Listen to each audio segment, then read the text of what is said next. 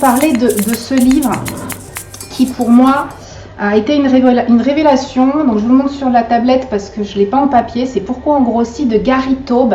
Et je vous invite vivement, mais alors vivement à l'acheter et à le dévorer. Pour le coup, ça ne vous fera pas grossir. Et ça vous apprendra plein de choses. Ça vous apprendra plein de choses, notamment des choses que moi j'ai apprises avec mon nutritionniste. Quand j'ai rencontré mon nutritionniste en 2006. Celui qui m'a permis de perdre 40 kilos et dont je dis encore souvent que c'est lui qui m'a sauvé la vie. Malheureusement, il est décédé en 2008, donc j'ai pas l'occasion et le loisir d'échanger avec lui sur tout ce que j'ai appris grâce à lui pendant ce temps-là.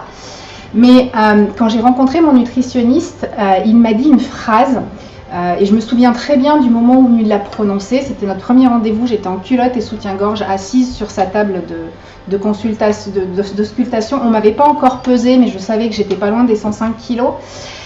Et il m'a dit une petite phrase qui a fait tomber de mes épaules toute la culpabilité qu'on porte quand on est gros, toute cette faute qu'on ressent, toute cette faute qui est aggravée par les injonctions de manger moins et bouger plus, comme si on était gros parce qu'on ne bouge pas assez et qu'on s'empiffre.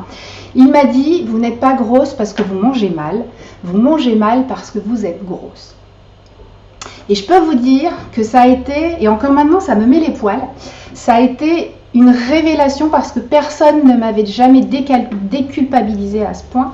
Personne ne m'avait jamais dit que j'étais grosse parce que mon métabolisme était programmé pour ça. Et je vais essayer de vous expliquer. Cette phrase, on la retrouve dans le livre de Gary Taube. Et il faut vraiment que vous lisiez le livre de Gary Taube parce qu'il s'appuie sur plein d'études qui sont faites depuis 100, 200 ans sur les raisons pour lesquelles le métabolisme prend du poids. Et je vais essayer de vous expliquer au travers de cette phrase pour que vous compreniez bien que ce n'est pas de votre faute et que vous réalisiez tout l'enjeu de votre changement d'alimentation. Déjà sur la phrase elle-même, on ne grossit pas parce qu'on mange mal, mais on mange mal parce qu'on grossit. Prenons l'exemple d'un adolescent qui est en pleine croissance. Il va s'empiffrer de certains aliments, il va manger beaucoup plus que d'habitude, et ce qu'on va dire, c'est il mange beaucoup parce qu'il grandit. On n'aurait jamais à l'idée de dire il grandit parce qu'il mange beaucoup. Parce qu'un adolescent est programmé pour grandir, donc son corps lui demande de manger beaucoup. C'est exactement le même phénomène. Il s'agit de programmation et je vais essayer de vous l'expliquer avec un autre exemple qui est également tiré du livre du Gary Taube. C'est l'exemple de l'ours brun. Un ours brun, ça doit absolument grossir pendant l'été. Ça doit prendre X% de sa masse corporelle en gras pour survivre à l'hibernation. Imaginons qu'on a deux ours dans deux zones différentes. Dans une zone, il y a de la nourriture à foison, plein de bonnes choses pour les ours. Dans l'autre zone, c'est un peu plus compliqué de se nourrir. Eh bien, étrangement, les deux ours arriveront exactement au poids qu'ils sont censés faire avant d'hiberner. Ils auront tous les deux créé les cellules adipeuses dont ils ont besoin pour survivre à l'hibernation. Pourquoi ? Parce qu'il y en a un qui sera en pleine forme, il aura trouvé à manger et son corps aura puisé dans la nourriture ce qu'il fallait pour créer ces fameuses cellules adipeuses. L'autre sera absolument misérable, il aura été incapable d'avoir de l'activité physique parce qu'il n'aura pas trouvé assez à manger, mais son corps aura quand même utilisé le peu d'énergie qu'il trouve à fabriquer des cellules adipeuses. On est programmé. Et cette programmation, c'est pas parce qu'on mange trop, qu'on bouge pas assez, etc. C'est parce qu'on est programmé à un instant T pour un certain niveau de fabrication de cellules adipeuses. Et bien entendu, c'est pas on-off. C'est pas tiens, je suis en mode je fabrique des cellules adipeuses et hop, je suis en mode j'ai de l'énergie pour faire du sport.